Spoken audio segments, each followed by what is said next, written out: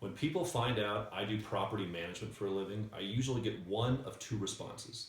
Either they think I have the most difficult job in the world. How can you deal with tenants who don't want to pay rent? How can you take those maintenance calls at 3 a.m. when the plumber won't show up? Or they think I've got the easiest job in the world. All you do is sit back and collect rents. The truth is it's somewhere in the middle. For those of you that do property management, you realize the challenges that come along with property management. And if you've never done property management before, maybe you've thought about it, and it can be very lucrative. To have a reoccurring income stream month after month is a very positive thing for your business. In this class, we're going to walk through the tenant life cycle. We're going to talk about how you find and attract new owners. We're going to talk about once you have those owners, what should you structure in your management agreement that you have with your owner to set that up to make sure that relationship is going to be solid and legally proper. What do you need to know about fair housing? How are you going to market your property to a new tenant? How are you going to qualify that applicant? If you put a bad tenant in your property, it almost doesn't matter what else you do right. That owner will think you've done a bad job. Conversely, if you put a good tenant in your property, you're going to look like a hero to your owner. That's what you want to do. Once that tenant is in place, how are you going to deal with lease violations?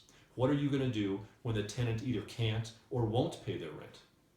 Once the lease comes up for renewal, how do you reprice the property?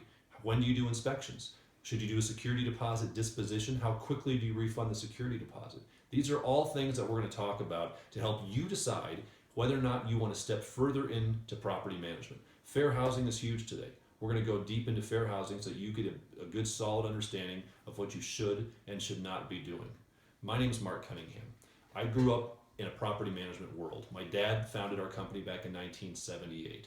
We've been doing property management for many years. We've worked with literally thousands of owners and thousands of properties doing this. If you know a few key things, that will go a long way in making you successful in property management. So ask yourself, if you've never done it, why not? Is this the time to consider property management? It can be very lucrative.